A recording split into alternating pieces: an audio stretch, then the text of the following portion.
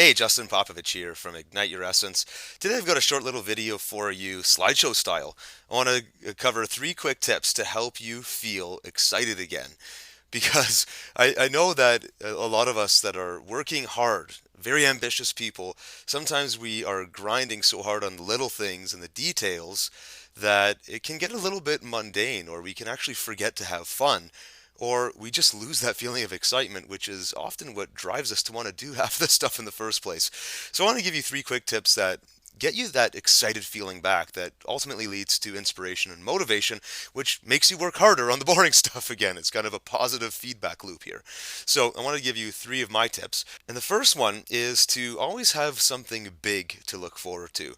Now, if you're an entrepreneur and you're building a business, as an example, and you're in the early phases, there isn't a lot of free time. You're not probably planning a vacation anytime soon because all of your cash is probably locked up in your business. So it can be hard to look something, have something to look forward to in the future. But even if you're not an entrepreneur, if you're very, very busy and you're not creating the time to have something to look forward to, this can actually be dangerous because you could fall into a rut where you begin to hate your work and there is no separation, there's no break, there's no time for you to get away from it. But what you'll find is some of your best ideas come from you when you do get away from it. So you need to give yourself something big to look forward to that's not work related. And so for me, right now, at the time of shooting this video, we're planning a really, really exciting trip with the kids that they don't know about yet, where we're going to be taking them to an indoor water park, and we're going to do it on a day they're supposed to be at school, and we're not going to tell them, and it's awesome. Like, we're really excited about doing this and can't wait to see their reaction. And so that's a few weeks away, but as I'm working really hard day in, day out and doing my daily stuff, this is kind of always in the back of my mind, and all I have to do is, if I'm feeling kind of down or negative or whatever, think about that and how close that is to happening, and I'm immediately kind of I get this energy shift, and I'm a little bit happier again, and I can think, dwell on that a little bit more and get a lot more excited and feel better in general. If you want to have something a little bit more long term, here's another example. The past 2 summers, my family and I went away for extended periods of time. So in 2012, we went to the west coast of Canada. It took us 7 days to drive there. We were gone for like a month, and this took us forever to plan. But it was so exciting, the months leading up to it, all the different plans we had to make, booking our hotels, booking the cottages, deciding what we were gonna do when we were there. All these things are really, really cool, and they break the pattern of having to work. And that was sort of a longer term vision of something we had to look forward to, and it was really cool as the time got closer. I mean, the excitement grew, and again, we were doing our daily routines and working really hard on all of our regular stuff, but this was something sort of like an anchor we could always go back to shift our energy and get excited again, which is awesome. So try it. Have some. If you don't have it, create something. Start with a date night if you need to with your spouse, and then build from there. The next one is to use something called the Tetris effect, which is an example I learned in a book called The Happiness Advantage, recommended to me by my business partner, actually, Ted Payne. And in this book, they talk about the Tetris effect as this. I actually experienced this. If you've ever played Tetris before, and you've played it for long periods of time, now actually I should preface this. If you don't know what Tetris is, it's that video game from the 90s, I believe, and they created it, where these different shapes, sometimes it's like a block, it's in blocks of 4 squares. So it could be like 4 squares making a line or 4 squares making a box, or you can picture different shapes that you could make, and you have to kind of fit them in. And as you build a line, the line disappears and you get points for it. I didn't do a great job of explaining it. If you don't know Tetris, that's kind of your shame on you. Come on, pick it up. Okay. So the Tetris effect, basically, if you play it long enough, when you go to bed at night, or when you wake up in the middle of the night, or you wake up in the morning, you're actually seeing the shapes and the combinations of these bloody things in your head because you've been doing it for so long. And it's like this visual loop that gets created because it's a repeated pattern that's going over and over and over again.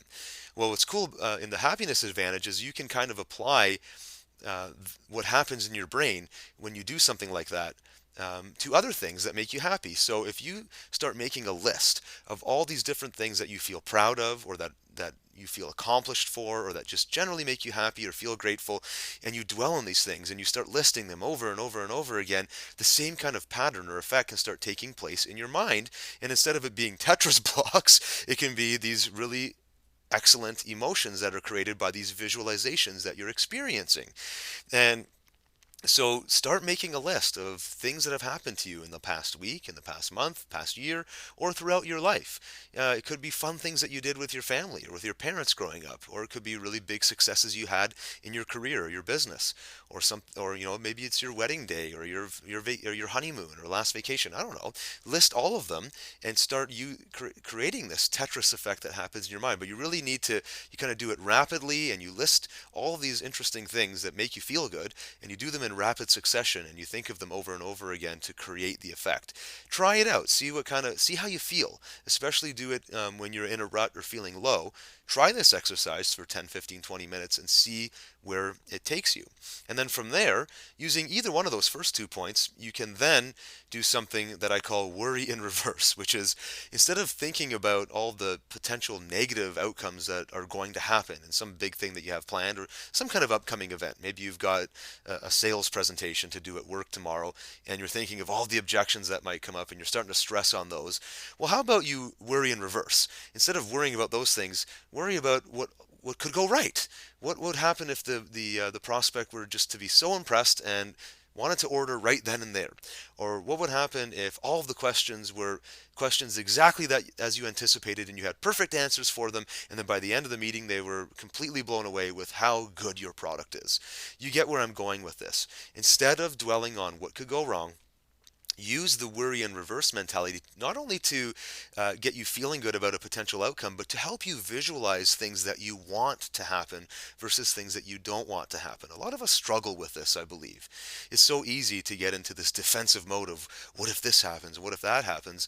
Well, what if some really good stuff happens? Usually, if you just spend like a minute, 90 seconds dwelling on the potential, visualizing, actually trying to experiencing the feelings of what if these good things happen, it's an immediate shift in energy, and you can feel really, really excited by doing that.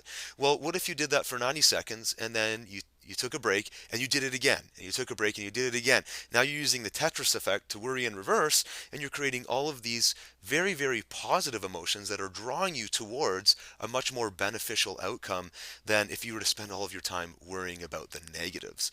So there you have it. One, two, three. Three very simple things you can try to help you feel excited, especially if you've been feeling down or if you've just been kind of blah and you haven't really been feeling pumped up. Try it. See where it takes you. Get out a pen and paper and try it, or do it in your mind if you need to.